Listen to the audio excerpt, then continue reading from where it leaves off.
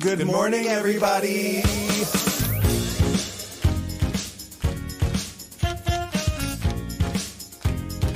Wake up. Wake up, wake up. In Provincetown. This week featuring Wake Up, Wake Up. Can I have some coffee? Wake up, wake up. Make it strong, please. Hey. Ho. Hey. Wake up, wake up. Ho. No, really, can I have some coffee? Wake up, wake up.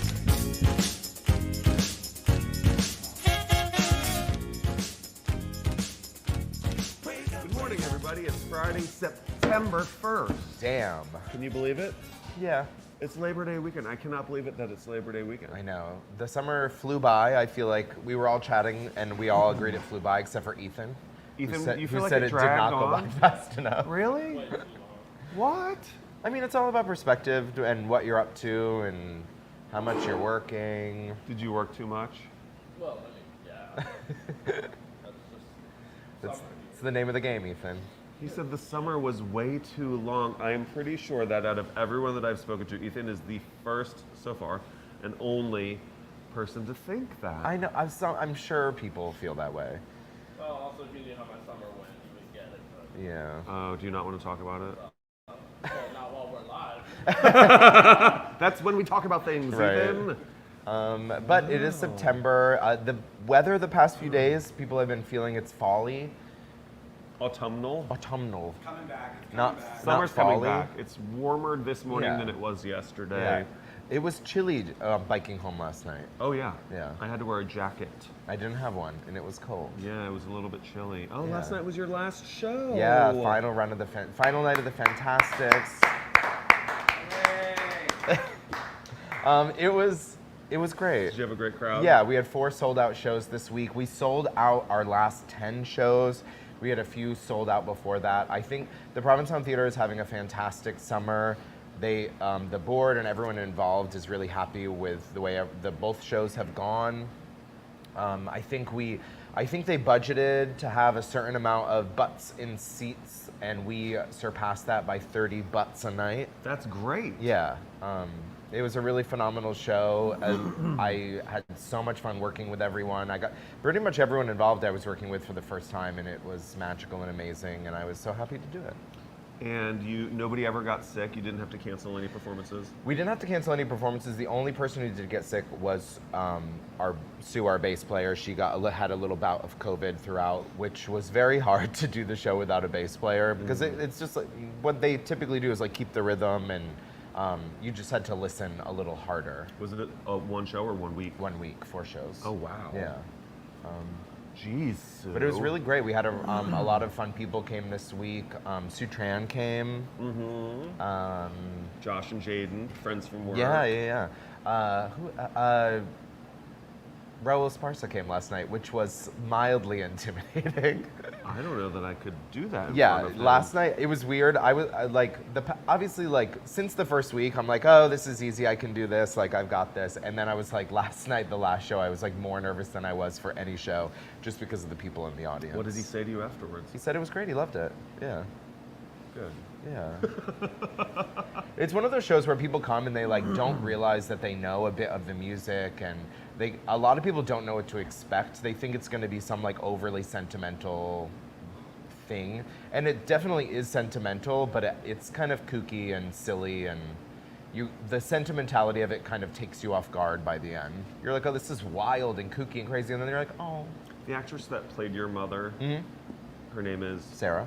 Sarah. Sarah's real life mother was at the Red Inn the other day. She told me. Did she? She came to see the show last night. Oh, good. Yeah, it was really great. Oh, she was very fun. Yeah, but I was going into it, I was like, people are like, oh, are you sad? And I'm like, no. I'm like, well, it's just like I'm happy to have more free time. Doing a show 32 times, you get to the point where you're like, okay, I don't need to do this more. I've made all the artistic choices I can make. I did change a few, as you go, like, you try to get laughs from certain lines, and it was weird. It was a weird experience because there were some lines that we didn't change the reading of, that used to get wild laughs at the beginning, that just like stopped getting laughs halfway through, which was so bizarre. And then I was like last night, there was one line that used to get a big laugh and then stopped getting a laugh, and I was like, I don't know what to do. And then last night I was like, I'm gonna do a different line reading, and I changed the line reading, and then I got a huge laugh again, and I was like, oh, well, I wish I figured that out a month ago.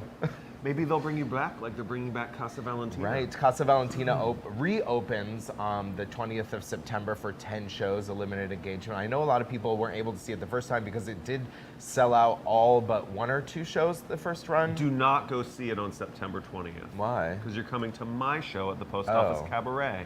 Wow. But when they announced it, Harvey Fierstein did post on Facebook. They shared the BroadwayWorld.com article about Casa Valentina returning to the Provincetown Theater, and he said, "Wow, I'm thrilled that they are reviving their production of my Casa Valentina. I am so proud of that play and so grateful when it finds a home in hearts the way it has in Provincetown. Thank you." Maybe he'll come see it. Ooh, that would be wild. I would love to meet Harvey Fierstein. I didn't get to see it the first time around, so I'm very excited that it's going to be able. No. By the time I was like, oh, I need to see that, it had already sold out the whole run. But I'm definitely gonna make it this time around. I've heard it was amazing. It's entirely the same cast except for Ann Stott just isn't available due to scheduling, but Racine Oxtoby is gonna jump in, which is gonna be amazing. Racine's incredible. I can't believe you never went. Well, you'll definitely get a chance to go this time, just not on opening night. Yep. You're coming to my show. Wait, isn't your show at 9 or 10? It's at 7:30. Oh, I thought it was a late night show. Well, that is late for September. I guess that is true, that is true. It will be dark out. Right. It's getting darker earlier. That's what happens this time of year. I know, I think a week ago was like the last sunset after 8 o'clock until like next May. Yeah. I love it. I'm so looking forward to autumn. It's my favorite season here. September is by far my favorite month in Provincetown. And Ethan, there is one sense in which I will agree with you. I don't think that the summer was too long, but I am glad that it is coming to a close. We 21 more days, for fuck's sake. Yeah, 21 more days of, yeah. Too long, he says. Oh my God. I love September because it is, like Mark said, it's still summer. The weather is typically still great. You can still get to the beach, still get to the pool. The water is the warmest that it's going to be all year. It's and the there's best about, time to go in. I would say like 30% less people to deal with. And also the August people are gone. Do you find, is it just me? I'm very grateful for all the business that we have in August, but the people that tend to come in August, there's something about them, right? I'm going to talk to Chris McCarthy about this later. What? They're just the worst. It's September now, so anyone who's here now is not an August person. But if you were here in August, if you were here yesterday, I hated you, but I love you today.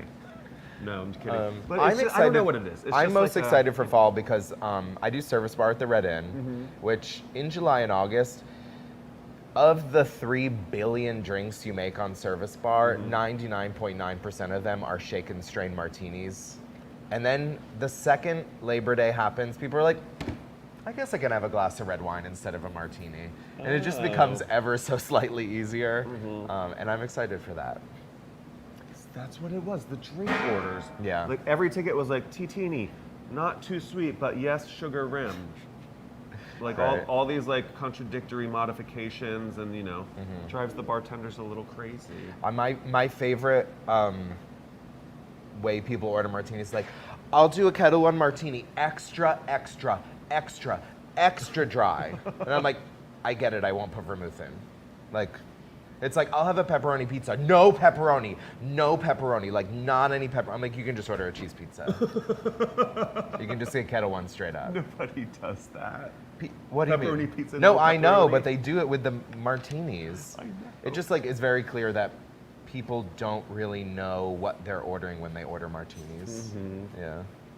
One of my coworkers just made me giggle when someone went, I'll have a martini. And he goes, be more specific. And I'm like, wow, I thought I was the bitchiest bartender here. You are. Because I always go vodka or gin, Twister olives, rather than be more specific. Yeah. You know what, though? In the last week, I have to say, there were a bunch of people in town that watched this show because at work, I'd be like, hey, do you know what you'd like? Yes, we know what we're having because we watched the show last week and we heard you guys say that we have to know as soon as you walk over because you don't have that much time. And it was We are making societal change here at Wake Up in Provincetown. But I was shocked by the amount of people that came in and were like, we know. We know what we want. We heard you. But, you're heard. You're being heard. Thank you all for listening. But we're not like the soup man from Seinfeld. That's not us. No soup for We're gonna turn into that though. If you don't order fast enough, you're not getting any seafood pasta. Be more specific. I'm stealing that one. Yeah. One of my coworkers did laugh at me. With the amount of people you wait on and how busy it is, there are moments where your facade of being incredibly friendly fades just a little. And someone walked up to me and was like, I'll do an iced coffee. And I was like, oh, we actually don't have iced coffee. And he's like, oh, does the restaurant have iced coffee? And I went, this is the restaurant. You're just as bad as Paul. Yeah. I didn't name any names. It was Paul. No, I had a woman the other night who goes, you know what, I'll have a glass of Pinot Grigio. We only have one by the glass, so I give her a glass of Pinot Grigio. She's like, you know what, can I have a side of ice? So I give her a side of ice and she dumps it in there. And then she goes, are you sure this is Pinot Grigio? And I was like, yes, I'm the one that poured it and we only have one. I'm certain that it's Pinot Grigio. She goes, can I taste this Chardonnay here, La Crema? Is that like the La Crema that I get at the store? I was like, it's better. It's one that you can't buy at the store. It's a brown label instead of a white label. And she goes, let me try it. So I pour her a taste. She goes, no. I'm like, what do you mean no? The only reason I have trouble with people like that is because I have an incredibly unsophisticated palate in which I can't tell the difference between wine. I gave up pretending that I can. I used to work at a steakhouse where it was my job to pretend that I could tell the difference between all these wines, but now I'm just like, it tastes like white wine. No, and then she goes, that's just not it. How about this, does that mean it's like a white burgundy kind of thing? I was like, it's exactly that. And she goes, let me try that one. So I pour her a taste of that, and she goes, this is it. This is what I wanted. And I was like, great, I'm glad we got there together. No one is ever going to come to the Reddit ever. They're like, you guys are assholes. No, I was being super nice about it. She even, 10 minutes later, she's like, come here. I was like, God, now what? And she goes, I just wanted to thank you for being so patient and kind earlier. And I was like, you're like, I'm glad that's what I was giving off. I'm so happy you read it that way. Yeah. What else did you do this week? Complain about work. No. You know what I did for the first time all year? What? I went to tea dance 2 days in a row. Nice. Yeah. Fun. So fun. I had a blast. To the point that I walked in and Jill goes, 2 days in a row? And I was like, yes, I'm here. I love that. I know. Well, it's winding down too. We're only going to have tea until every day for oh yeah, when do they go? It cuts back. We'll have details for you next week. Yes, we're going to tell you. But I do think they're going to stay open again for one extra weekend beyond the typical Halloween. Last year they did their first attempt at running past Halloween. They did an extra weekend because of the Food and Wine Festival, and it was awesome. And Halloween's on a Tuesday this year, and I think, spoiler alert, the Red Inn might be open one more week too. Oh, I hate that.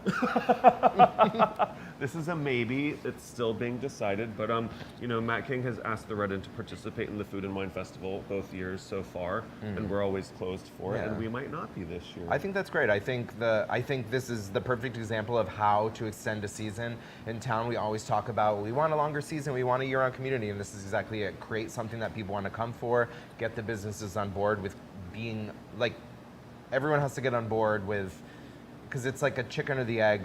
Does no one come in the winter because nothing's open, or is nothing open because people don't come? If you build it will come. Yeah. They will come, right? But that's exciting. Yeah. Yeah. It's going to be super fun. What else did I do? Oh, I finally got to see Edie. Edie only has one more show this Sunday. I went on Wednesday night and had a blast. Awesome. I love her so much. Yeah. What else? She dance? She danced and sang. She's a proper showgirl. Yeah. What did you see this week? I didn't see any shows. I was in a show. I was in 4 shows. It's a fantastic, sold out. But this past Sunday, I also did great music at Fives at the UU, which was really great. The theme was codependent Broadway, so it was all love songs. I sang a sad love song because can't relate to those happy ones. But I sang a song from Chess. It was really great. John Thomas was accompanying us. He's been doing great music at Fives forever. It is such a great show if you haven't been. The talent that they put up on that stage is really incredible, and I was very honored to be included. I'm doing another event with John Thomas this upcoming Friday, the Celebration of Life. It's back for the first time since before the pandemic. I thought you were waving at me. I was like, hi. It's back for the first time since before the pandemic. It's been going since the early 90s. It's at the Your Church. John Thomas has been doing it for almost 30 years. Wow. Yeah, it's going to be really great. I'm going to be doing it. Peter Toto, who's my co-star on The Fantastics, Megan Amaris is going to be doing it, among others. And it's not a fundraiser. He calls it a fundraiser. It's free to the public. It's really great talent. It's kind of, he made a point of being like, it was in response to the AIDS crisis, and he's like, now it's like celebrating life. Pick something really happy. Don't do something like sentimental. Just be like, it's celebrating life, being happy. What are you gonna do? I haven't decided. But it's next Friday, so. You better decide. Yeah, exactly. It still bothers me that you guys did a music show called Codependent, what was it? Codependent what? Broadway. Codependent Broadway, and you didn't do a song from Sideshow, which is about conjoined twins. That is specifically codependent. Well, you should have done that song. Okay, maybe. Next time, John Thomas. Next time, yeah. Maybe. Yeah, I'm trying, did I do any? I went to Fag Bash this Wednesday, as always. Busy, fun? Yeah. Did you get up to anything else this week, or should we go to Babes and Boys? Let's go to Babes and Boys and see what's going on this weekend. Yeah. Good morning, everyone. Happy Labor Day weekend. We've made it. It's very exciting. Yes. We wanted to start off by just reminding everyone, because it's Labor Day weekend, there are a lot of performers that are going to be sadly leaving town, and this is their last weekend. So grab tickets to any and all shows you've been meaning to see. This is possibly the last time you'll see them before next season. But Friday, we'll start off, is a really stacked art day. As always, you have the art gallery strolls. But of note, the monumental art sale by Joe Hay is something to not miss. And also at the Mary Heaton Vorse House, Souza McCoola is showing art through September 10th. Really rad pieces. Kate Ryan will be in person at her opening reception at On Center Gallery starting at 7 on Friday. And that's just the art. So then, like we had said before, this is a certain select fews last weekend. Ginger Minge last weekend in town. Judy Gold at the post office last weekend until Women's Week. Don't miss that. It's the Jockstrap Bike Ride at 7, hosted by the PBC and bike athletic brand Jockstrap, so don't miss out. It's not just for men. You've seen Sam in a jockstrap, or if you haven't, check out those photos. From the Bearded Mistress. Come on. Y'all, get your jockstrap on and get on those bikes. We also have the Cape Cod Women's Music Festival at 7 p.m. at Payamet, happening on Friday. It's got a stacked lineup of female performers, including Zoe Lewis, Tiana Esperanza, and it's the 9th annual event, and it's benefiting the Cape Wellness Collaborative. Yeah, it's a really rad program that provides integrative wellness therapy for cancer-facing residents on Cape, so it's not just a really awesome stacked musical festival, but supports a much-needed and important cause. Also on Friday and Saturday, there's going to be readings of Trifles, Susan Glaspell's Trifles by Tyne Daly and Gail Strickland at the Mary Heaton Vorse House, starting at 6:30 p.m. with cocktails, and the reading at 7:30. And both Friday, Saturday? Friday and Saturday. And then on Sunday, actually, at the Mary Heaton Vorse House, Tyne Daly is going to be reading some poetry. As well. So also, all three events, definitely jump on that. And they're all fundraisers for the Provincetown Art Society as well. Yeah. Check that out. Saturday also, we have Mostly Marlene at the post office. It's the male Marlene Dietrich in town, 8:30 p.m. Saturday and Sunday. And then on Monday, Labor Day, we have the last clam jam of the season, the Crown and Anchor pool party from 12 to 4, one of our favorite events. Go check out Jess and Craig DJing. There's great deals on seafood happy hours and all of that. And then there's the last Cody Plays right here at the Gifford House at 7:30 p.m. Definitely check that out. The final Showgirls is at 9 over at Crown and Anchor before their awards show next week, so definitely come by. Yeah, if you haven't seen Showgirls at all, what are you waiting for? A. B, this is the last one, so you know they're going to bring it. Over. And then if you want to get your grotto bar on, we have Cassette Cleaners on Monday, which is the Anti-Pop Dance Party. Super fun. Tuesday, we normally have our See You Next Tuesday. We're on hiatus until October for Women's Week, so in lieu of that, we highly recommend, actually a long list of things. Britt and Andrew are going to be here at the Gifford House, Tori is at Tin Pan Alley, Divas at the Crown and Anchor, and Simple Sisters at the OC. So there's a lot to see. So much stuff to do on Tuesday. We can finally go see it. Exactly. We're going to see you. And then to round out the week at the Underground, there's a special one-night only event of Ryan and Grady spinning their favorite hits. So if you have any requests, you will be met with a resounding no. Come check that out. Yes. At the Underground. Packed week. We're Yeah, excited. happy Labor Day, y'all. We made it. it. Happy Towny Summer. We're looking forward to see you out there. And enjoy these last days of sun. Thanks, guys. Back to you. Mwah. Thank you, babes and boys. Sam and Carmen. There's so much to do this weekend. Don't forget, Friday night of Labor Day is always John Dowd's opening at the William Scott Gallery as well. So go say hi to John tonight, buy some art. Yeah. And tomorrow, of course, is the White Party at the Delft Haven Condos. It is the #1 fundraiser for our Outer Cape Health Clinic here in Provincetown. Last year, the White Party raised over $160,000. What? To help keep our clinic open 7 days a week. That is wild. I know. So if you haven't gotten your tickets already for the White Party, they do set aside a certain number of them to be sold at the gate at noon. The party is at 2. If you go a Good little luck. before noon, you can snag a last-minute day of ticket. Maybe. Maybe. You're Well, going to no. be bartending there? I will be bartending there, as You're gonna usual. and The Mark? first bar on the left when you walk into the yard. Are you going to be Keep wearing a... walking right past it and go to the bar in the back on the deck. Where Mark No. is? Are you going to be wearing a tiny little Speedo? Maybe. Ooh. I have some options. I have some pieces that have been presented to me that are fun and maybe not the easiest thing to tend bar in, but I'm gonna try. I love that. Yeah, last year I had a corset on, and I mean, Tom Coyle was like, it was like the mom in Titanic. He was like, ugh, ugh, ugh, and it was like, ugh. And so like poured vodka soda at a picnic table. You like try to this bend one. over, you're like... Yeah, I was like, can you get me that? So maybe, we'll Yeah. see. Speaking of corsets, Local Honey is going to be hosting the party tonight at the Crown and Anchor. Wow. It's called Boombox, hosted by Boomer Banks with me and Mackenzie, DJed by Boomer himself and also Andrew Haig. It's going to be awesome and fun. Wow. Awesome and fun. Yeah.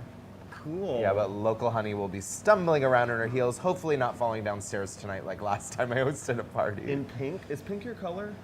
Yeah. I mean, so often when I do drag, people are like, "Oh my God, you kind of give like Trixie vibes," but I'm just like, we're the exact same age.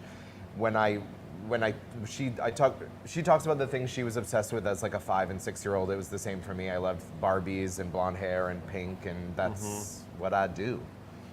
Yeah. Let's do some news. Yeah, okay. This past week, the largest crowd ever for any women's sporting event happened in Nebraska. Nebraska University's women's volleyball team had a game at Memorial Stadium this past Wednesday, and 92,000 fans watched it. They are the 5-time NCAA championship team. They won 3-0. Congratulations! And basically, they held this title for the biggest crowd for a women's volleyball game, and then their rival beat them, and they were like, "We're gonna go to this other stadium so we can beat them." And then the university president was like, "No, let's think bigger." They went to the football stadium rather than the basketball stadium, and they set the record for the largest crowd at a women's sporting event ever.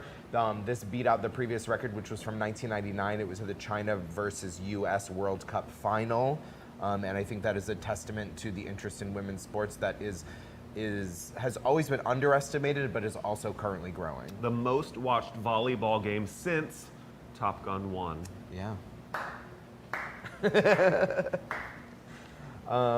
Last night, I don't know if you know, but Funny Girl's closing this weekend. It is? Yeah. With Leah Michelle? Yeah, with Leah Michelle. Leah Michelle, I think, called out sick and might be out for the rest of the run, is the rumor. Hopefully she will be back for all those people that I'm sure spent $1 billion on her final few days. But Julie Benko's last bow was last night. She was the, I don't know if you would call her an understudy, I think that was technically her role, but she had like standard shows she would do. She would always do the Thursday night show to give the person a break. But last night was her final bow, and she had a really, she gave a really beautiful little speech after her bow. She specifically thanked what she called the Treehouse, which for the Funny Girl production was the crew of understudies, swings, and standbys. And she finished it with saying, next time you see that little white piece of paper in your playbill, I hope you're really excited to see something amazing. Aww. Yeah, it made me cry a little. Maybe it was I watched it right after I had my final bow, just me and Julie Benko living the same experiences. Colleagues. Yeah, colleagues. But congratulations to her and the Funny Girl production. I know the Funny Girl production is doing a national tour. They cast an unknown as Fanny Bryce, but I'm sure it's going to be amazing. Yeah. Oh, you know what I did last night too? I went to see the Mike Flanagan trio at the club. No way. How was that? It was. I mean, I love those guys. And they had Marilyn May's drummer. So it was like Chris Grasso, Marilyn May's drummer, this really amazing trumpet player, and Mike Flanagan. So not a trio at all, but it was just really, really wonderful. And we had lunch at the club earlier that day. So I walked in, and Jill went, "Twice in one day?" No, Jill wasn't there. But like, do you ever go to the same place more than once in one day? I don't think that I ever do. Go have lunch at the club. It was really delicious. Oh, the Dick Doc, he says. Yeah, sometimes you're there at 2 a.m. and then back at 11:30 that night. Well, you were just saying when it rains, it pours. Oh, yeah. That's what you were talking about? No, that is not what I was talking about. I just had a little bit of a hard week, and I just wanted to share that Tell us because about it. I won't make fun of it. Now I'm worried you're going to make fun of me. I'm listening. It's just, around this time is like a weird transition time in Provincetown, and I know a lot of people who live here have a hard time with the transition, and specifically, I'm just having a hard time because it's like I'm getting a lot of bad news all at once. The Fantastics is ending. I'm not sure what I'm going to be doing with my time over the next few months, so I just wanted to share that because I know there are other people in that same boat. And a lot of times people don't talk about it, and I feel like it's important to share and understand that other people are in the same boat as you. Yeah. More news. Let's talk about the Republicans for a minute. Who? Yeah. So this past July, July 26th, Mitch McConnell had a moment where he was giving a press conference where he froze for a little while. We made fun of it at length right here at Wake Up in Provincetown. I'm not going to make fun of him again because I do feel like it's really sad. This happened again. Sorry. Senate Minority Leader Mitch McConnell froze again at a press conference. He was speaking to reporters in Covington, Kentucky, his home state, and where he was being interviewed, and he asked the crowd, "Wait, what am I talking about?" Which is not a good sign. He's then proceeded to freeze for about 30 seconds, in which then they finally responded, and they were like, "You were talking about running for re-election."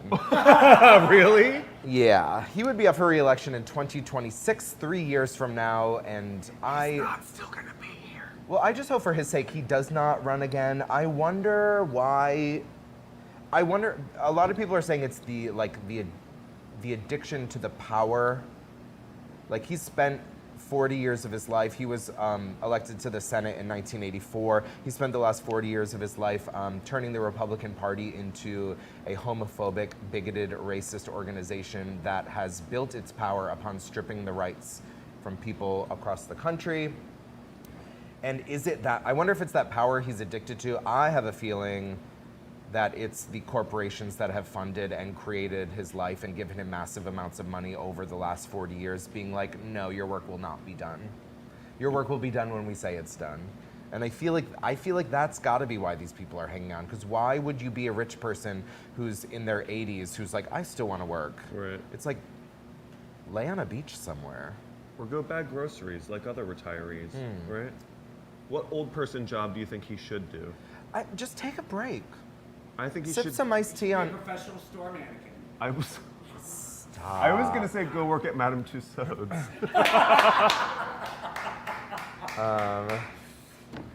Yeah. Professional store mannequin. Oh my God. In more Republican news, the Texas GOP convention banned the Log Cabin Republicans. What? If you don't know, the Log Cabin Republicans are a group of conservative gay, typically men. Are there girl log cabin Republicans? I hope not. I can't imagine. but who knows? I also wouldn't have been able to imagine gay men being Republicans. But the log cabin Republicans have about 80 chapters across the country. Texas is the only state that now bans them from their convention, and the GOP National Convention is going to be happening in Texas this month. And what was his name?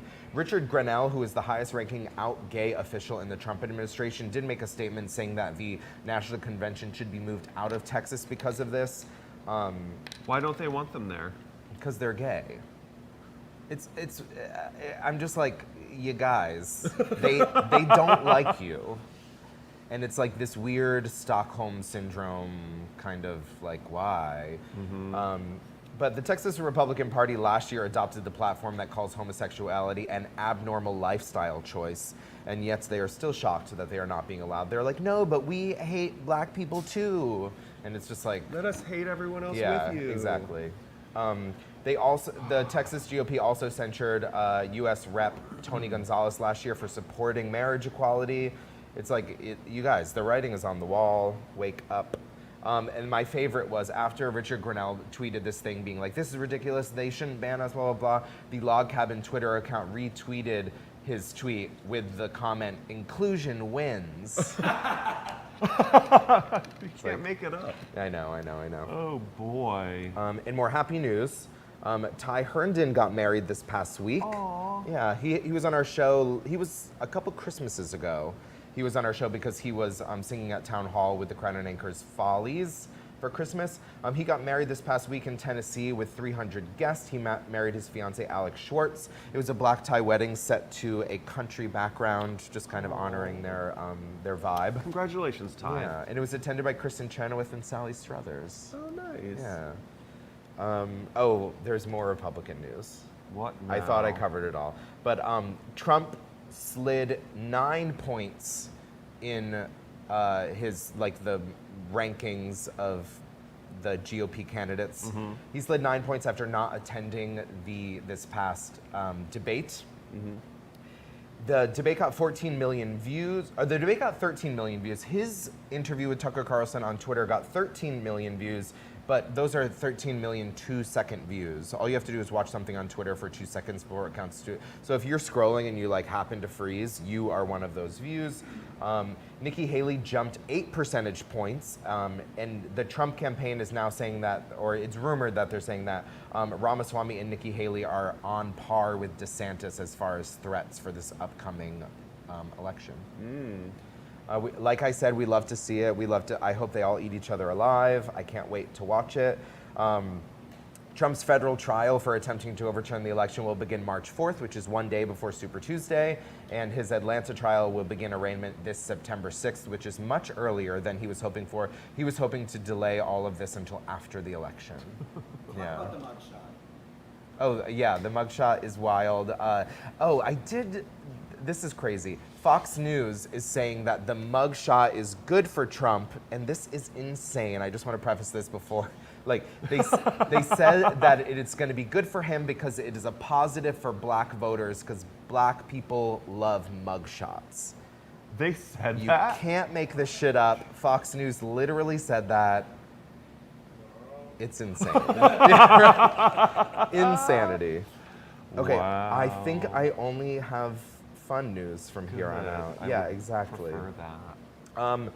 So we mentioned last week that the P-Town Inn is up for sale, and the Provincetown Independent did a really great article about it, and I just want to share some of the details from there. So at One Commercial Street, the Provincetown Inn is a 6-acre property, 102 rooms, and it has 125 parking spaces, 6 conference rooms, a swimming pool shaped like a pilgrim's hat. You don't realize how massive the Provincetown is. 6 conference rooms. We did the theater gala a couple weeks ago there, and it was one of the first times I'd been in their spaces. The spaces are slightly dated but beautiful. Massive. 6 acres? Yeah. Wow. It was recently assessed at $13.9 million, but I do have a feeling it's going to sell for more. Someone, I think, talked to me more than they should without. They met me and were like, "Oh, I work for this, and we're gonna buy the P-Town Inn," and I was like, I'm like, do you not know that I host a morning talk show and I'm going to talk about this? But I think there's a sale currently in progress. It's already happening? Yeah, and I'm not going to mention who or what entity is buying it, but I will say that their plan is to keep it running as an inn. Great. Yeah. Who I'm is excited it? for that. Tell me during the next tape I will. But that was my biggest fear, is that it was going to be scooped up and bought and turned into like 3 mansions and all sold for $15 million a piece or something ridiculous like that. I just think that property already is kind of a hub of enjoyment for so many people who live here and visit here. Between the pool, it's a semi-reasonably affordable place to stay in town. And I'm excited to see it. It won't be after that. Well, right. But it's all, I hope that they invest money and time into making it what it really could be. There's a restaurant there, there's all those conference rooms. There used to be performance space there, and I would love to see it kind of zhuzhed up and turned back into a hub of entertainment. And The town can scarcely afford to lose 100 hotel rooms. Yeah. Okay, one more story. So, if you haven't seen the Barbie movie yet, you're one of very few people. It became Warner Brothers' highest grossing movie ever. Really? Yeah. It is now at $1.342 billion. It's one of the only films I think it's like 3 or 4 films in Warner Brothers' top 25 list that isn't part of a series or a franchise. It's only, It is now. It is now. It's going to be part of a franchise. There's no way they're not going to make a sequel to this. And Greta Gerwig did say that although it's not confirmed that there's going to be a sequel, she would love to be involved in a sequel. And also exciting, considering how much inclusion the movie had. It's really great that the movie it dethroned was Harry Potter: Deathly Hallows 2, which I don't know if you know the viewpoint of J.K. Rowling, the writer of Harry Potter, but she's not inclusive. So it's really exciting to see an inclusive movie dethroned them. 1.342 billion doll hairs. So many. That's how many. Yeah. That's it for news. Let's take it away to Dr. Sadie, who we were supposed to have on last week, but we've got it this week. Good morning, everyone. We are here with Vicky and Dr. Sadie at the veterinary clinic across Route 6. Thank you so much for sitting down with me today. You're welcome. So how long? Yeah, of course. How long have y'all been working in veterinary clinics here in Provincetown? Well, I started probably 11 or 12 years ago, I think it was. A little brief break, but no. We love that. Yeah. And you, Vicky? I've been working in veterinary medicine, started with Dr. Hutchings at her other clinic for 6 years. Yeah. Took a little hiatus, 6 months off. I was like, oh, that is not for me. Back to vet then. I get that. And congratulations, you're kind of very fresh here. Yes. Opened this past February. Yes. How's things been going? Good. Yeah. It's been great for not knowing exactly what you're doing over your business. Things are going well. Right. So you've been here for a few months. What do you think are kind of are there any unique challenges to being a veterinary clinic here in Provincetown? Yes. I think there's definitely unique challenges to veterinary medicine, and then probably being in Provincetown compounds that. So our problems aren't too different than other clinics. I'd say biggest thing that I've been lucky enough to have skirted a little bit is just finding trained, experienced staff. Because veterinary medicine is a very different profession than anything else. I think you're dealing with people, not people. Right. To have certain skills that you can understand an animal and also they're people too. And they're people too. And their own personalities and and it's just there's safety aspects to experience and knowledge that you just can't give to people very quickly. So it's hard for a lot of hospitals to find staff members that can just kind of pick up and go. Right. It's a lot of training. So then to find that here is pretty rare. There's not a lot of experienced people. But luckily I have a crew that knows exactly what they're doing, so it's been okay so far. We follow her wherever she will go. Oh, I love that. I mean, that's such a testament to, I mean, even just being here for the last 10, 15 minutes, it seems like a great work environment. Yeah, it's fun. Yeah. So are there any kind of unique maladies that are often coming in specific to Provincetown, or? We see a lot of shell-induced trauma, a lot of cut pads. Those are probably the sign of our season beginning is having our first laceration walk through the door, and we know it's summertime. It's summer. Everyone's got their dogs on the beach. Exactly. Yeah. Is there any way that owners can be kind of more careful, or are there specific spots, or is it just? Man, low tide. Low tide is just, I mean, That's bad. It's just, yeah, it's just gonna, you know, I guess in theory, if your dog has never walked on sand, it's good to acclimate their paws a little bit. You know, they can go from being pretty soft to a little bit more worn, a little bit more protected, but, you know, sometimes it's just bad luck. You just hit that shell, but. Well, I mean, there's so many dogs in this town. I'm sure it's mostly dogs, but do you have any other animals coming through here? Yeah. Well, we have tons of cats. We love cats, so that always makes us happy. We've had a llama. That was really fun. Where's there a llama in town? Chickens. Yeah, with chickens. Do you dragons. do the pig, the town pig? No. We just we see. Well, there's another pig that always at Troviners too. I love that pig. Big fan. But I love that. But no, that's really that's mostly dogs and cats. Yeah, primarily. So y'all are going to be a year-round business? Yes. Yep. Yeah. Monday through Friday.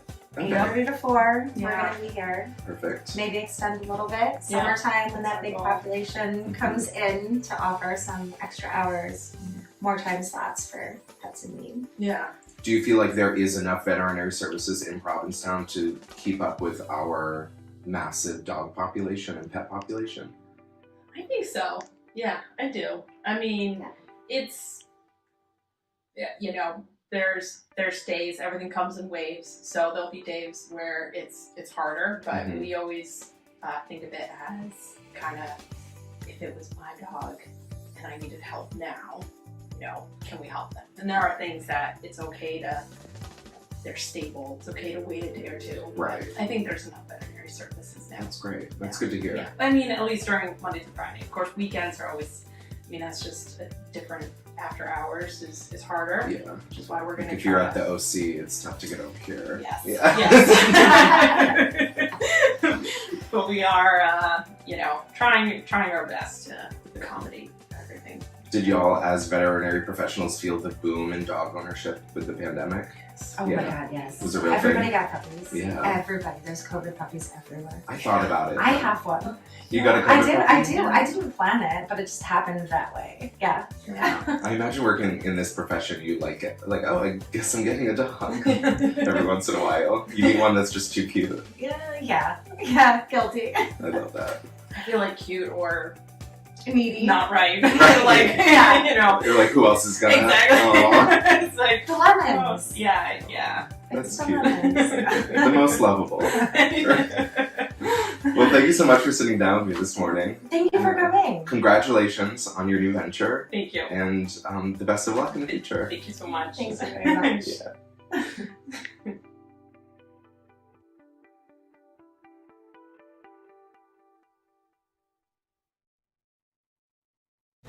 We complain. No, we love dogs. We've made it very clear that we only don't like dog people. Right.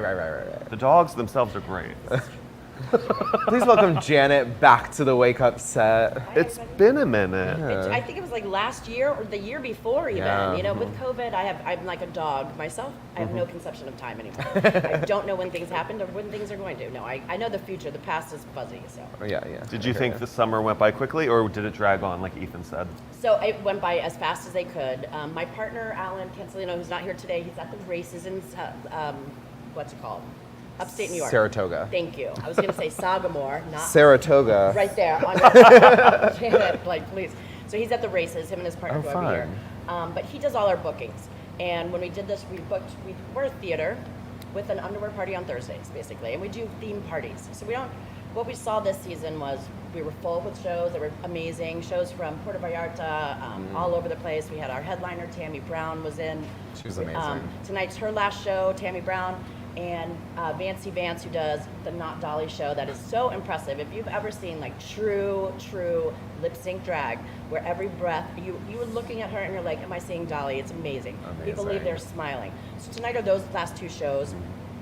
Then next Thursday will be our last underwear party until the week of Women's Week. I have a full week. We have 30 shows already for Women's Week. Oh my God. Wow. So last year, all the women came. They had nowhere to go. So they knocked on our door, and Alan booked them all. And they That's were amazing. It's so amazing. The shows are full. It's like the first time of the year that I have every show is sold out. So we're really looking forward to that. Then we do our Halloween underwear deal on that Friday and Saturdays, the 2-floor party with our partner upstairs at the Saki JD space. So that's a lot of fun. Those tickets are already on sale. At our website is redroom.club. Not .com. And if you go there, good luck. So literally, some people go there first and then come to us. Anyway, so it was a faster summer. Alan booked out mostly July and August, so I've kind of had it a little easy. But next year, it looks like we have got a lot of acts coming. I think we're gonna go longer. More in June, more in September, more in October, and also start and end times will be changed. So we did see a big downfall in what nightlife does. We don't have FOMO anymore. Fear of missing out doesn't exist. You're like, staying home was actually great. Right, like you know that party is next week, next year, it's fine, you're gonna be okay. Right. So with that, we found that the locals didn't support like all the little parties, so we just cut them away. And we did some more stuff that had a broader audience. That was better for our employees and ourselves. So we just did a little less, but did them better. That's great. We did a Taylor Swift party. I don't even know Taylor Swift's music, no offense, I'm just old. You're canceled. I totally am. Everyone there sang the entire night and so danced, and I got cute. thank you texts like you wouldn't believe, like stacks and stacks of them. So we're gonna do a little bit more of that focus, those kind of parties that do that kind of thing next year, and a lot more shows. Like one-time events kind of things that are really exciting. That seems to be what people like. We had Amanda Lepore come in. We sold that event out. Everyone got to meet her. She's amazing and really loved her trip here. So I know we'll see her again. We have some other big old acts from New York that are coming. Like and who? Some I can't tell you. Ah! I can tell you, but you can't tell, so I'll tell him later. Okay. But yeah, it could even happen sooner than later. So I'll have some pop-up stuff happening before we're done. And then, I think I'm so excited. For me, my summer was watching shows. Right. Tammy Brown's in here now, so I'm insane. Oh, that's scary. Oh, That's scary. I'm singing her songs everywhere, but it's such an easier thing. No one complained about an appetizer and their food wasn't good. I really got the good end of the stick this year. I love And that. then we have our fun underwear party on Thursdays that we, came to us during COVID. The DJ was like, please give me a house, and we did. And it's different than anything else. It's a sing-along. It's not like anybody else's thing. We're not here to hurt anybody else's stuff. We just do what we do. Yeah. And I hope you join us, and you got to come see some shows. I saw Jackie we Beat did. there. Jackie Beat was so good. I Too love short her a so show. much. I No, know. Four shows is good because you got to go. Right. But she's a 10-dayer. Yeah, absolutely. So we'll have her back again, I hope. She's turning 60 She's a this year, riot. so I know. That Sherry Vine, oh my God, that dirty mouth on her.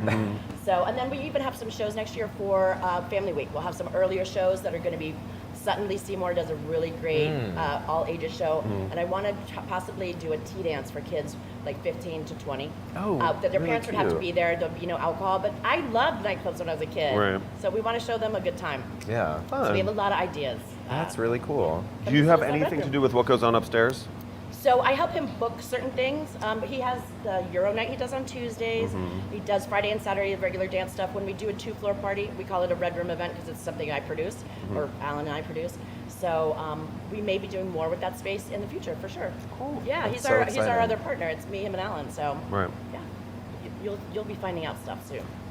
Tell me as soon as we cut to another segment. No, it's so exciting. I love seeing like how you transition from like mostly being like the Saki girly to being the Red Room So girly. in 2019, we were doing both, right? We had Red Room at Velvet, so I was doing both. So 2020, I was going to break off and I was going to train someone in 2020 to be me, and I was going to go downstairs. So I was going to do both, and then in 2021, just Red Room. So COVID changed all of that, and we're lucky we made it. 19, we bought in. 2020, we sat on microphones, cameras, and all sorts of shit we could sell. The entire world didn't need it. And then 21, they're like, put your mask on and open your club, and here we are. Right. So this is the first year that feels like something, and I'm so excited. Good. Yeah, and I think for everyone's support this year, it's been crazy. All the other performers see our shows, and yeah, I'm so excited. Yeah. No, it's really exciting to see that you're leaning into being more of a performance space than you have been in the past, just because the art house is closing. So I know there are going to be a lot of incredible performers looking for space, a lot of people excited to see shows. So that's, we're that's talking to a awesome. bunch of people. We've already, the people have reached out to us that will need a home, and hopefully everything goes like this, and I get all those people together. It's amazing, this community. I didn't have the theater side in me, and look at me, I'm all goofy now. I love So, it. yeah, and going to bed at 10 or 11 after the shows is amazing. So, You mean not being up running a nightclub until 1:30? it was fine. Like the Carnival week, I was like, oh my God, 4th night in a row. And like we used to do it 7. So Right. I'm fine with those big weeks and then doing these big events, but a lot more theater and a lot more this excitement feeling. Yeah. Thank you for creating a home for all these amazing acts. Yeah, we love P-Town. I mean, my partner bought a big house here. My other partner bought a big house here. I'm next, so someone come see I some love shows. that. No, I'm kidding. I'm just gonna put it out there. Anyway. Yeah. So check out redroom.club for everything going on in the fall, and get really excited for everything they've got going on next year. Thank you guys so Jana. much. Thanks for coming in. Let's take it away. I hung out, I don't know if you know, but above the post office, there's a bunch of artist studios. I hung out with them this past spring. Check them out. Second floor of the post office building, which a lot of people don't know, is the home to a bunch of art studios. So we got a few of the artists to sit down with us today to tell us about the space and also some of their art. So let's go check it out. So we're sitting down with a few of the artists here at the post office. Thank you so much for sitting down with me today. Thank you for being here. We've got Jenny, Karen, and Chris. I didn't know a lot about this space before this. Just walking around, it's so incredible. If you can tell me a little bit about the history of the space and how it came to be. Well, from what I understand, and I feel bad that I don't have the article with me because I researched it a couple of years when I was renewing my lease. There was a woman in the early 90s who wanted to honor her I think it's her son or nephew's postal service. And she, I thought he was an artist. I think he it all was an artist, twisted. but he also worked for the post office. So she kind of got in touch. She knew that these spaces weren't really being used anymore, and she got in touch with the postmaster at the time, I think, and saw to it, probably with some kind of donation at the time. I'm not sure, really, but that they could be rented out as artist studios. And I know it's also like the post office in Salem also has artist studios on the second floor. It's this historic building, so that would be another Maybe it could be a really movement. cool place. So I don't know if other post offices, but this was a postal service, and then it was like the Department of the Interior was up here and 4th Street stuff, and they left town. How long have each of you been in this space? I'm the newest member. I think 4 years ago I moved in. Was it maybe 3 years ago? I shared a space with Bobby Miller, who had it for quite a while, and then he decided he wanted to relocate, and so instead of sharing, I just took it on my own. Cool. Jenny? I've been here more than 20 years. Yeah, see, I'm the newest. Right, that's incredible. Yeah, a long time. And Chris? And I've been here, I think, about 15, 16 years. That's incredible.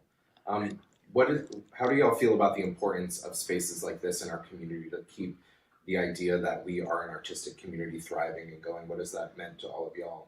Chris? It's really special, I think, being up here.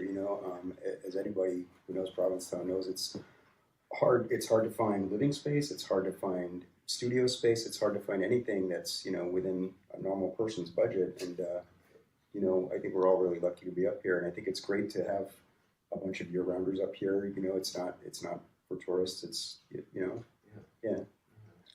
And do you all feel like a little family up here, or? I would say, I don't know. This is the first time we've all been together.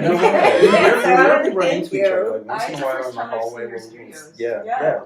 What I really respect about this space is that it's not like that. It's I get because that. There are people who come to town. They're like, I want to be an artist, and meet people that way. That would be like my social life, and it's like a lot. That doesn't really work with art.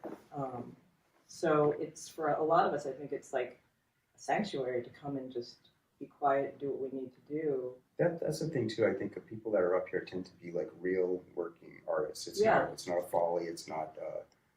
It's these are people who have been doing this for a long time, and you know what I mean. And I think it's great that we have this. And I also think it's incredible that this has provided a space for you to keep like your names and connected to Provincetown throughout all these years, because all of you have such iconic work that we've seen all over town. Let's take a look at some of your work. So we are here in Jenny's studio, and before we talk about your art, I just wanted to know how you came to Provincetown. What brought you here? I actually came here as a fellow at the Fine Arts Work Center. I was a fellow in '93 and '94, and a lot of, it turns out that of the 20 fellows, the 10 writers and 10 artists from my year, 13 of them ended up staying here. That's incredible. And so I went back to New York and I was like, I don't want to be here. So I came back, and I kept reapplying for a fellowship and finally got one in 2000. And I got the studio a couple of years after that, but it really made the difference for me to stay here. Oh yeah, just having a space that's yours. Exactly. So what types of mediums do you like to work in? Well, this is oil paint, and that's what I was doing before I came as for my fellowship. When I came as a fellow, I had done some more installation and other kinds of art, and a lot of that was dictated by what kind of studio I had, to be honest with you. And once I came back in here, I used pretty traditional mediums, and so this was a great space to be able to do it in, and not have that stuff in the house. Yeah, totally. Yeah. What kind of inspires your work? What gets you going? What subjects do you like to work with? Well, I work a lot with sort of things that inspire me from nature. I like the natural world, but I don't work from life. A lot of things from my imagination. I don't really have an idea when I started painting what it's going to be. So it kind of just develops, and the inspiration can be like anything from plant life to people. A lot of times there's a little bit of a story that I only know, kind of maybe in there. So different things. But yeah. Well, thank you so much for letting us into your studio. Sure. So we're here in Karen's studio. She is the newest member of these studios at 4 years. But what brought you to Provincetown? How long have you been here? Love, like a lot of people, love brought me here. And then what's the other question? How long have you been here? A while. Let's just say that. We'll go with a while? Yeah. Decades? Yes, at least a couple. What keeps you here? Love? I wish. The love of Provincetown keeps me here. Right. Yeah, it's still love, just a different form. But what keeps me here is the place. It really is a place in the community that we still have. I hope we still have. Yeah. I'm trying to do my best to hang on to it. Same. Provide a space for it to exist. And this studio. So tell us a little about your art. What mediums do you like to work with? Well, I started as a collagist, just cutting paper up and kind of working things out that way. And they're very handheld. And I used to travel a lot, so I would travel size. And then I got a grant from Pam. I got a building in Orlowski William grant. Awesome. So they gave me $10,000 to paint. We love that. I got my first studio, and so I really just took that up. The validation just gave me momentum, and so I just keep doing that. I kind of go deep into places that I care about. So I work in series. So I guess you're standing in front of like Summer Place. They're kind of vertical landscapes that normally in Provincetown you think of it as horizontal, but when the shorelines kind of meet, to see it all, you have to go vertical. I think it works. So where can we see your art around Provincetown? Well, a lot of galleries have closed because of real estate prices. So you can see it here. You can always Google me. Make an appointment. Yeah. And currently I have a window that someone generously let me put my work in the West End. Awesome. I don't know how long it's going to last, but yeah, I really was happy that I could invite you to come here just so people know that I'm still making work. Mm-hmm. Yeah. Awesome. Well, thank you so much for allowing us into your studio. Thank you.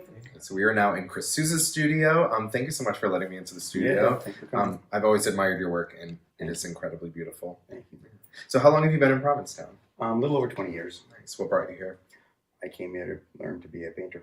So, success, you nailed it. So what types of mediums do you like to work in, and what subjects? I generally do oil on canvas, sometimes oil on panel, and I have always focused on the male figure. Mm-hmm. Yeah. No, I've had a lot of, I'm most familiar with your art because a few of my friends have modeled for you, so it's fun watching your process through their Instagram It's stories. always interesting to meet people in town who are like, oh, you're the guy that painted my friends on it. Right, exactly. Yeah. So where can we see your work around town? I show at the William Scott Gallery. Mm-hmm. I usually have a show there every summer. I have one coming up in July. I also have some work. I've always had some work over at Scott Coffey's clothing store. Oh, yeah. Yeah, Scott's been like a real early supporter of mine. The first show I ever had was in his store. So, yeah. Yeah, he had one of your photos in the window, or one of your paintings in the window for a while, I think a couple of years ago. Mm-hmm. Yeah, beautiful stuff. Thank you. Yeah. Thanks so much for letting us in. Sure. Awesome. That place sounds. Wait, are we on?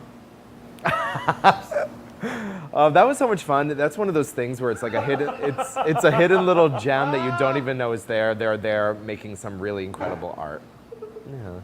Please welcome back to the show our good friend Chris McCarthy. Thanks for having me. Thanks for being here. Thanks for coming back. I know, I was here during the COVID Yeah, the beginning. Very early days when I was like, Chris McCarthy is going to be my guest co-host if you're ever sick, and then you Oh, were never fun. sick. You never went away. Didn't you get COVID? No. He's never had Never. anything. I always get it like when nothing's going on. Right. Do you remember when everyone got it for Christmas and New Year's that year? Mm-hmm. I got it then. Oh. Yeah. Yeah. So how's the Pam?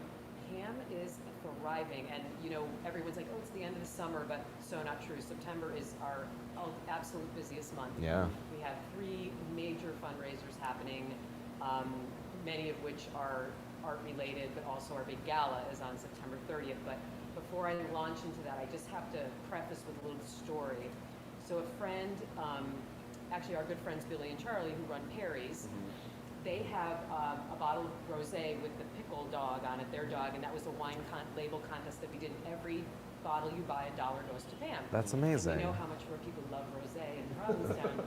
But someone went into Perry's the other day, and Carmen, Billy, and Charlie are so good at like promoting this and that it helps Pam. And the person was like, well, Pam doesn't need any money. Why do you do that? Okay, my name, I'm stealing from a drag, your misconception is going to lay down the law here. Pam is a fiscally healthy organization. I'm glad people think we don't need money, but we absolutely need money. For my staff to come and sit down at their desks and turn on their computers and do absolutely no programming, $120,000 a month. A month. Okay, and I'm not a math major, but if you times that by 12, that's a lot of money. Programming aside, we invest lots in programming, and again, we fundraise, we get grants. Unbelievably generous people in this community, but Pam also has a mortgage too. So for anybody who thinks that we don't need any money, you're wrong, we do. And this is why September is so important for us, because we have 3 major fundraisers. So the first is our 12 by 12 silent auction, which we've been doing for 25 years.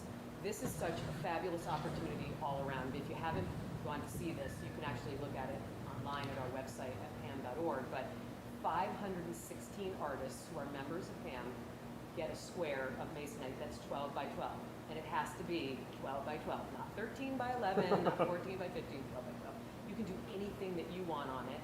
And we hang them for about 6 weeks in the museum, and it's a silent auction. Everything starts at $125, and you bid online until the last day, which is September 10th this year, and highest bidder wins. And the best part is that if you get outbid, you get a text message that says, you've been outbid.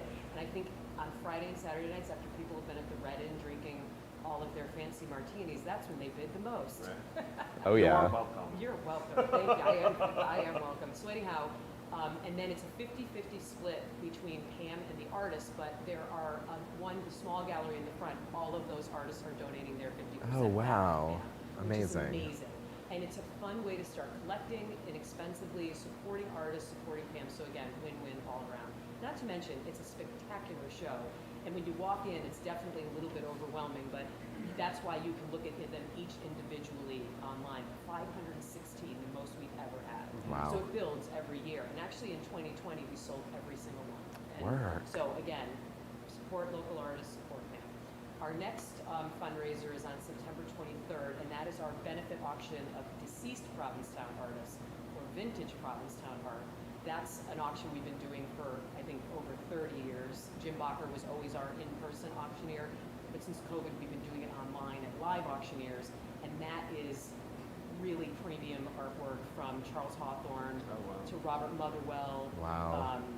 Manso, white line woodblock prints. So if you're really into the history of Provincetown art and collecting incredible artists that were the beginnings of the art colony, this is your option to do that too. And again, it's a great way to collect, and it's a great way to support the museum. And that's a consignment auction, so people can sign their work to Pam, and we get a percentage. But again, because of the generosity in this town, a number of people have donated 100%. Then, because we weren't busy enough in September, September 30th is our big Pam party, the gala this year, which I'm really excited about. We're doing it at Mata Field again, and our honorees this year are Brenda Horowitz, who has been showing at the Berta Walker Gallery forever. She came to study with Hans Hofmann, and she's in her 90s, and her daughter Diana Horowitz, who shows at the Schoolhouse Gallery. Really different artists, but when you hear the two of them talk about each other's work, the connections are incredible, and they haven't shown together since 1983. Wow. So bringing it back. And That's then amazing. Our other honoree, the Bittersweet, is Dave Roberts in Truro Vineyards, and Dave passed away a few months ago, but what Truro Vineyards has done for this community is just remarkable. Hands down, talk about creating a hub that not only brings people together, but supports across the board, and this is way overdue. So those are our honorees. We have some live entertainment this year, which I'm not going to tell you, but it's Ooh, so many secrets on today's show. and it's basically a big cocktail party that morphs into the best dance party of the year. So that's September 30th, and if you can't come to the entire party, you can just come to the dance party for $50. So that's a blast, and that's our September at Pam. Wow. That sounds like a full year of programming. And call me on October 1st to see what state I'm in, but no, I'll be in a great state. She'll be at the Red Inn with a cocktail. Yeah, I will be. But I like mine freezing cold. Okay. And dry like No. We've got to do a behind the scenes featurette for every episode. If you guys only knew what was being Yeah. said, right off camera. That wasn't my line. So. Right. You can't take credit for that one. Also, Well, go to the Pam website, because the 12 by 12 auction is all online, right? Yes, all of it's online. You bid online, and then you set up through your phone, and you, like I said, if you get outbid, you can just click and it goes to the next, great. the next one. But it's really, I think for a lot of artists who paint large scale, to say you have to stay within 12 by 12 has forced a lot of artists out of their comfort zone too, which I love, because it forces you to do something you don't want to do, but it's an incredible spread of work. And I love going into people's houses where I'm like, where have I seen that before? Right. People frame them, and there's a wall of 12 by 12. So oh, that's again, so cool. Win-win all around. Yeah. Awesome. Thanks so much for coming Thanks in. for having me. Yeah. And again, get sick so I can co-host. Yeah, right? I could also go on vacation and not get That's sick. True.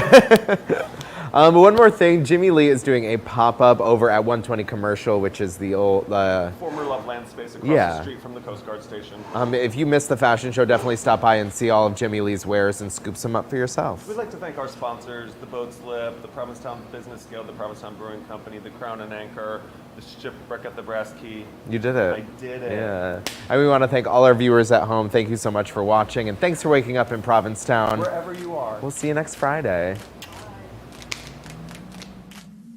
Good morning, everybody.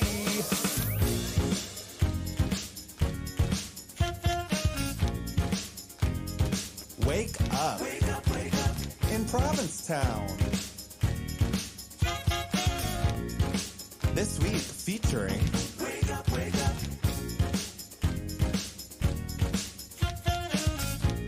Can I have some coffee?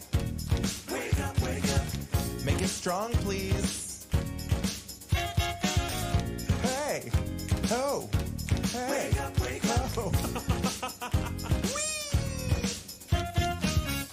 No, really, can I have some coffee? Wake up, wake up.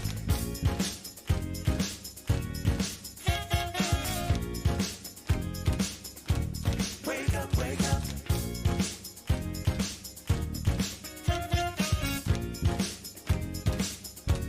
Wake up, wake up.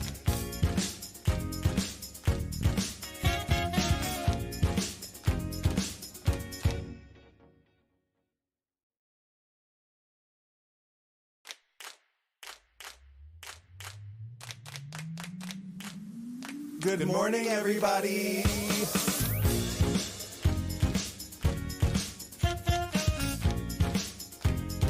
Wake up. Wake up, wake up. In Provincetown. This week featuring Wake up, wake up. Can I have some coffee? Wake up, wake up. Make it strong, please. Hey, ho, hey, wake up, ho. No, really, can I have some coffee? Wake up, wake up.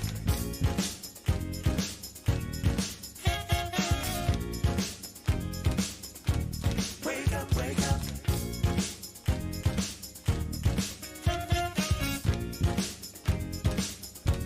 Wake up, wake up.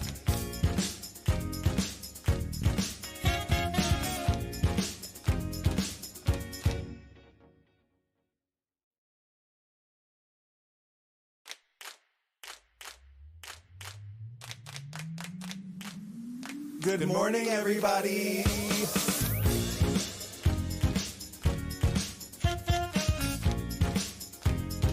Wake up. Wake up, wake up. In Provincetown. This week featuring Wake up, wake up. Can I have some coffee? Wake up, wake up. Make it strong, please. Hey, ho, hey, wake up, ho. No, really, can I have some coffee? Wake up, wake up.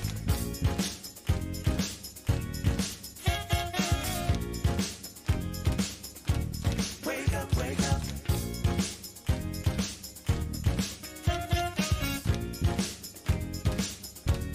Wake up, wake up.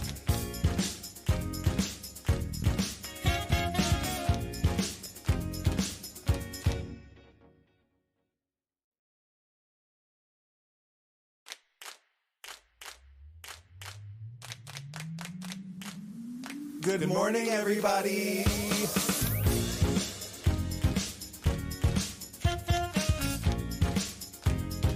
Wake up. Wake up, wake up. In Provincetown. This week featuring Wake up, wake up. Can I have some coffee? Wake up, wake up. Make it strong, please. Hey, ho, hey, wake up, ho. No, really, can I have some coffee? Wake up, wake up.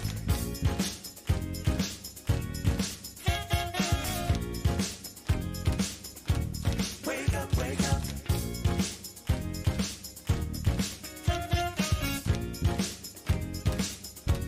Wake up, wake up.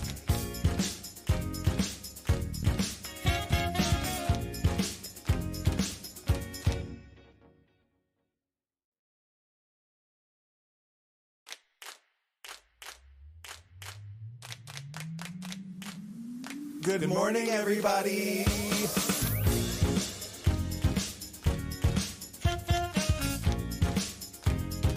Wake up. Wake up, wake up. In Provincetown. This week featuring Wake up, wake up.